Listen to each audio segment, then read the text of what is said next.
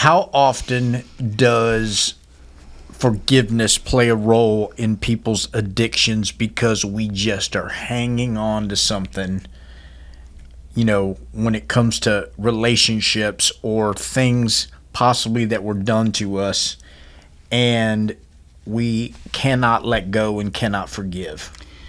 I would say that as far as emotional stuff goes, resentment, bitterness, anger is the number one offender when it comes to relapse. Mm-hmm. Relationships will drive people to relapse only insofar as there's a lot of resentment that builds up there.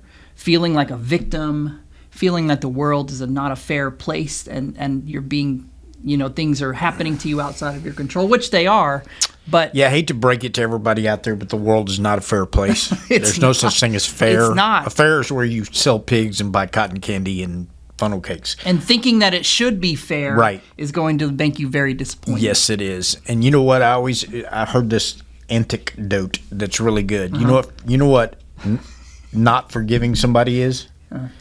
It is you drinking poison thinking you're going to hurt the person that you're not forgiving. We like to hang on to anger because we feel like if I let go of the anger, then it somehow lets the other person off the hook. Yeah.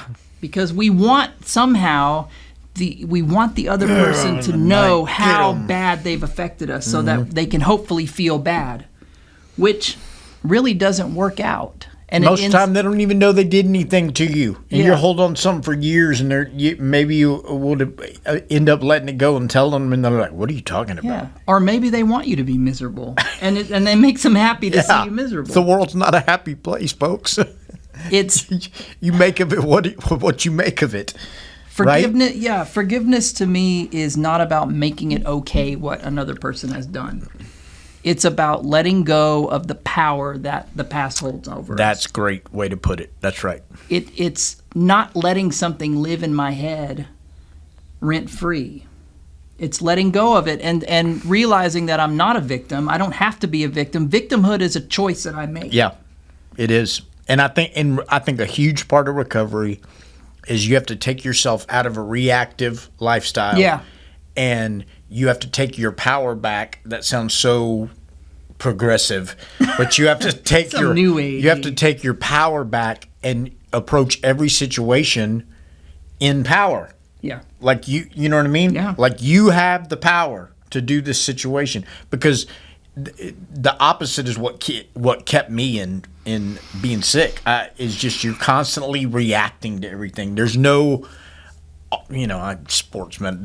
You're not playing offense ever. You're just reacting and playing defense. You're just sitting here. What's going to happen next? What's going to happen next? The powerlessness that we have in our addiction really comes from giving all of our power to our circumstances. Yes.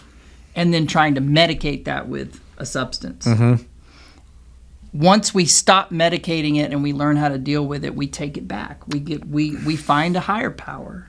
And I think the substance over time numbs our mind into where we're not even thinking on that level anymore. No. We're not thinking about winning in this situation that comes up, or we're not thinking about, man, I need to do this because it's going to put me in a better position. No, we're thinking about using the substance. That's it. And we're numb to everything Right. else. And then, because once you get that back under control, then your brain is automatically going to start doing things to self-preserve yourself and your future, because it's in us to do that. We give all of our power away to our substance. Yeah, too. absolutely. And it becomes our higher power. It becomes the way that we deal with anything and everything. And then you can.